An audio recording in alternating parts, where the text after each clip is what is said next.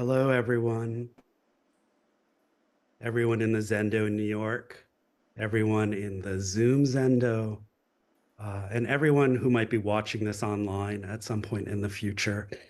It's good to be with you here and now, wherever and whenever that here and now is for you.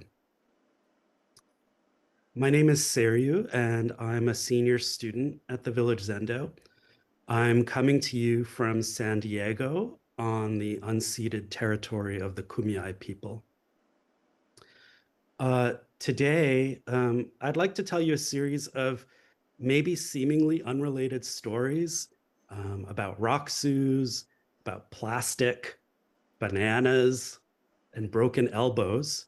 But really, they're all the same story. And I hope you see that too by the end. Maybe we could start with this Rokasu. It's a mess. Um, I once went and visited another Buddhist temple when I lived in Ohio, and the teacher there asked if he could look at the back of it, presumably, to see where and from whom I had received the precepts. And in that moment, years ago, my face went beet red um, because I knew what he was going to see. But I couldn't refuse. And so I took it off and I showed him um, my Roxu. And he said, he looked at it and he went, wow, this Rokasu has done some living. You know, um, and my face stayed red in that moment. An accident involving coffee early in my Roxu's life had led to a big coffee stain on it, which led to me trying to use stain remover on it, which led to the ink on the Roxu lifting and pooling into faded nonsense. At the time, I heard, wow, this Roxu has done some living, as a wry critique on the part of that teacher. And it probably was in some way. And I couldn't help but hear in my mind um, the line from the Song of the Jewel Mirror Awareness, this chant that we chant when we're on retreat. This is, now you have it, keep it well. And for the longest time, to me, it was clear to me that I had not kept it, this Roxu, um, but also everything it stood for. I had not kept it well. Likewise, my Oryoki bowls, which I received along with my Roxu when I took the precepts, were a little worse for wear. Um, their wrapping cloths blue had faded in places where it had been exposed to the sun. And there's a small tear where the bowls had worn through it. The wiping cloth used to clean the bowls after eating, once white, is now a dingy tan, rippled through with the edges of stains collected over the years. And the napkin, too, showed a history of messes cleaned up, of accidents. Um, I've washed them many times. No matter how much I wash them, they're no longer what they were. Um, they too had done some living. Knowing I'd be taking my bowls with me to our summer Ongo retreat in a few weeks, I took them down recently to inspect them. Um, like my Rokasu, they are now 23 years old. Incidentally, the same age I was when I first began Zen practice. And it seems incredible that these thin woven strands of fibers of cotton have been so useful all these years. What a life they've lived thus far. And far from being dingy or damaged or degraded, how much more life do they have in them? It feels endless. This feeling that there's an endlessness to the life of what seems worn out made me think of our Zen ancestor Gutei. That's the Japanese version of his name. In Chinese, his name was JuDi or Juzhi. Um, and this is and the koan carried through multiple koan collections in our lineage. About him is what I'll be talking about today. Gutei's one finger Zen, or JuDi's one finger Zen. JuDi, as I'll call him from here on, was a Zen teacher in China, likely living in the 9th century. Though we don't have definitive dates for him, uh, he was known for answering any questions put to him by simply raising one finger. What is the meaning of Zen? Why did Bodhidharma come from the West? Why am I always so angry slash sad slash envious slash useless slash etc. etc. Fill in the blank.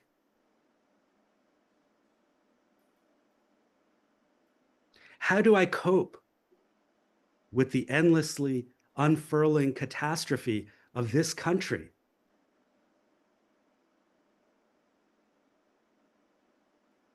What does this mean?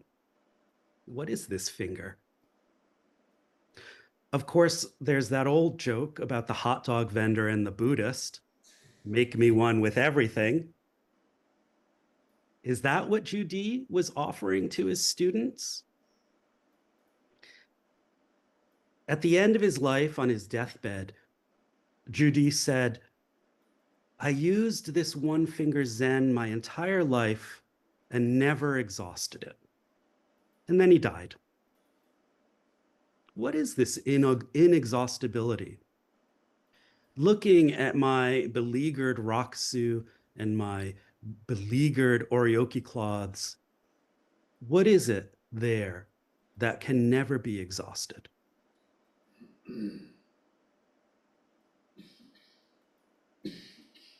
At the year-end retreat on New Year's Eve this past year, we were all invited, as we are every year, to make a vow for the new year and ring the large case. And as I was standing in line, moving towards the bell, sort of out of nowhere, I found myself holding the intention to take reality seriously. And as I invited the large bell to sound, that became my vow for this year. But what does that mean exactly? I didn't know. And that was and still is here halfway through the year already. Pretty exciting not to know. What does taking reality seriously mean? For me, these past 6 months, it's found a kind of a nexus in particularly paying attention to the presence of plastic in my life, paying attention to the materiality of my life. In particular, the materiality of plastic. Inexhaustible, indeed, it turns out. But in bringing my attention to it, I've become much more intentional about the plastic I bring into my life, and conversely, much more aware of and curious about ways to live life without recourse to plastic. And it occurs to me that that's a bit of what zazen can be like for us. We commit to sit still on our cushion, and when we do, we become suddenly aware of the circus that is our minds, the mental coffee cup lids and plastic cups and mescaline salad containers and shrink wrapping, erupt from everywhere in our heads. Then we go back to 1, 2, 3, and then it's all back. A mental, emotional dumpster of trash overflowing. Then 1, 2, 3.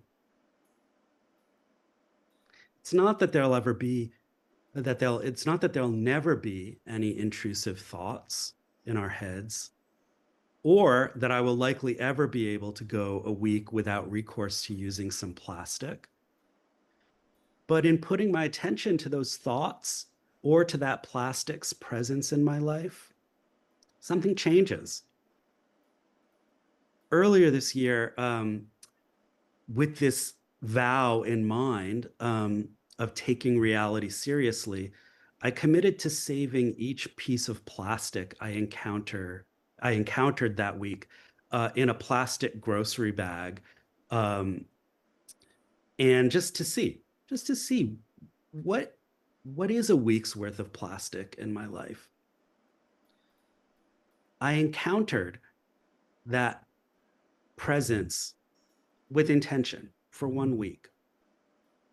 Taking reality seriously begins with paying attention seriously. And it was disturbing to see that grocery bag fill up so quickly, and having to stuff and stuff and stuff to fit 1 week's worth of plastic into that bag. It also made me, as the days rolled on in that week, pay attention to each moment I had a choice to make. And that attention, more often than not, led me to make decisions about how I'd go about life in that moment in order to avoid plastic altogether. And so by paying attention to the plastic I was taking into my life, putting into that bag, I began to find myself taking in less plastic precisely because of the attention I paid uh, to plastic. By taking plastic seriously, little by little, my life was transforming. I hung that grocery bag on my kitchen wall. And of course, it was one of those bags that says, thank you, thank you, thank you, thank you, thank you, thank you, thank you, 7 times on it. As I was collecting this plastic, I was also imagining a world without it, and was weaving a shoulder bag made of banana fibers that I had collected from the banana tree we have in our front yard. Um, this bag here, hold it the right way.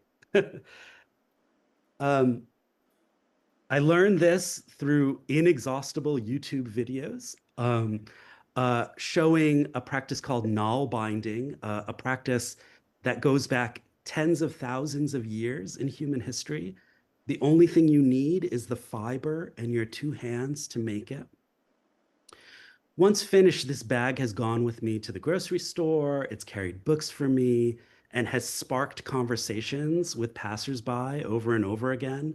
Oh, I love your bag. Oh, thanks. I made it. You made it? What's it made of? Oh, it's from my front yard. It's banana fibers.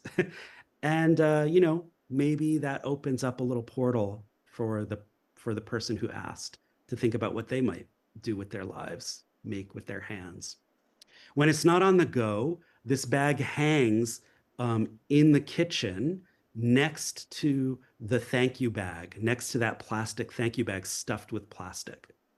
And it's a reminder for me of what life can be without plastic. When I walk by both these bags, the plastic one simultaneously deathless in its inability to decompose and full of death in its effects on the environment, and the banana fiber one simultaneously living and alive in its interrelationships with the rest of the organic world and dying in its inevitable decomposition. I say thank you. Which bag am I grateful for? For me, this fiber work and this paying attention to plastic, it's rooted in my training as a horticulturist. and emerges particularly out of practices of composting and foraging. There's something deeply transformative about watching and participating in the transformation of waste with all of its cultural baggage and its sights and smells into life-giving soil. There's something deeply transformative about eating something that didn't come from a grocery store, that you didn't pay for, and that you didn't even labor for. In those two practices of composting and foraging, there are openings to see the world not as objects, but as processes. Sometimes you hear a so-called turning word and everything changes. For me, it was hearing the words, "There is nothing sacred outside of this," during the reading of the Ongo entry announcement at a summer retreat a few years ago. I'd heard it many times, but for whatever reason, this time I could hear it in a new way. There is nothing sacred outside of this. For since then, over the years, this for me has resolved itself down to a simple two-word phrase: only yes. When I'm walking down a sidewalk and there's a serviceberry tree covered in ripe fruit, yes, I will have a little snack. Thank you. When the takeout order comes in a compostable container, yes, I will take it home and compost it myself. Thank you.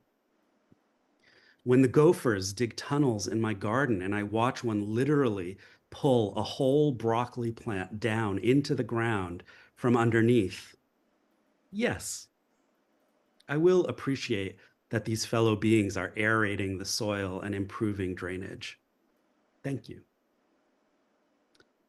When I trip and manage to fall 3 feet onto the sidewalk, in the process breaking my nose, my wrist, my forearm, my elbow, yes, I will watch my mind say, no, no, no, as I sail through the air.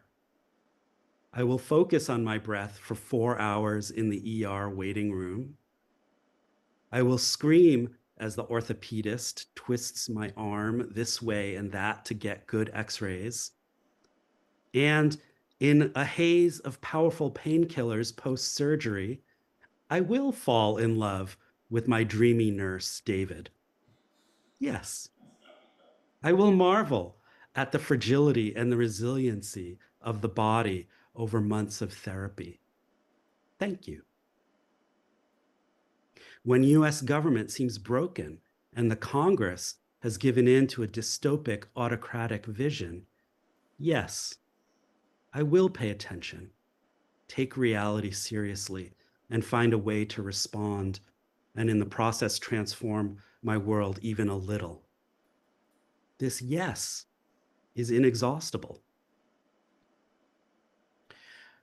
Wouldn't it be nice if you collected your plastic in a bag, wove your own string bags, started foraging wild foods in the woods or in the park, kept a worm compost bin in your apartment, or started a compost pile in your backyard? Is that the teaching here? JuDi was a teacher in a monastery and, as mentioned, would always answer Dharma questions the same way. One day, a young boy who was a resident at the monastery was out running errands, and someone asked him what his teacher taught. The boy answered by raising one finger. This is a trap I think we all fall into. It reminds me of this story I read somewhere that I can't track down. I've been trying. So if anyone knows where it's from, I would love to know. But in the time when first generation Japanese teachers were teaching Zen to their students in the US, one of these teachers' own teachers from Japan came to visit, and he asked his Dharma grandchildren what they learned from their teacher. They all erupted with enthusiasm because they were so grateful for what they were experiencing with their teacher. And they answered that they learned, about how to do chanting and do liturgy, or about how they learned Buddhist philosophy, or about how they learned various meditation techniques. The teacher's teacher just nodded, but the teacher was thoroughly embarrassed. Why? When JuDi heard about the boy's response to the question he was asked, he called the boy to him and cut off his finger. As the boy ran away screaming, JuDi called his name, and when the boy turned around, JuDi raised his finger. At that moment, the boy had an awakening. What did the boy wake up to? What has my teacher taught me? Ow! Ow! Ow! To conclude, I'd like to turn to how JuDi came up on this one finger Zen. Before he was a teacher, he was a student who was practicing alone in a hermitage off the beaten track on a mountain. You might imagine a little cave or maybe a cobbled together straw hut. One night, while a powerful rainstorm was raging outside, he was sitting zazen inside when a woman, a nun, walked in wearing her straw rain hat without any announcement, walking 3 times around him and stopping in front of him. At the time, it would have been the polite thing, the appropriate thing for her to remove her straw hat as a form of greeting and acknowledging meeting another person. Instead, the hat stayed on, and she said, "If you can speak, I'll take off my rain hat." JuDi was speechless. So she turned around and started to walk out back into the storm. JuDi said, "Wait, it's awful out there. Why don't you stay the night?" The nun said, "If you can speak, I'll stay." Again, JuDi was speechless. So she walked out the door and he never saw her again. What is going on here? JuDi himself was at a total loss and feeling like a total failure at his inability to respond, thought, well, clearly I need to go on pilgrimage and seek out someone wiser than me to teach me. At that moment, a mountain spirit said, "Stay put. You don't have to go anywhere. Tomorrow, a bodhisattva will arrive and expound the truth." So the next day, it just so happened that Master Tianlong happened to come by the hermitage. And when JuDi recounted the previous day's episode to him, Tianlong simply raised a finger. At this, JuDi was awakened and used this one finger Zen the rest of his life. But what's the difference when JuDi raises his finger and when the boy raised his finger all those years later? Names are interesting, and so I think it's worth noting that in the records of this mysterious nun's appearance in JuDi's hermitage, her name is given as Shirji, which translates to reality. JuDi has gone off to a hermitage on the mountain to practice seriously and ardently. We can imagine him sitting still and silent for hours on end, his knees on fire, his back breaking, and then out of nowhere, reality appears. She has one simple request: speak. That is, respond.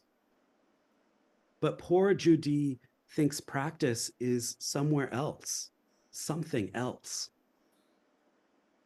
When reality appears to you, to me, when you take it seriously, when I take it seriously, do you meet it?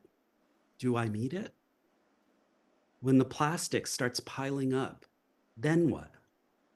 When you fall on the sidewalk, then what? When the Congress passes something big and ominous and nation-changing. Then what? JuDi died some 1,200 years ago. On his deathbed, he said, "I've used Tianlong's one finger Zen my whole life and have never once exhausted it." In his commentary on JuDi's one finger Zen koan, the teacher Jerry Shishin Wick ends by asking, and I'll end with his question, where is JuDi's finger now? Yes,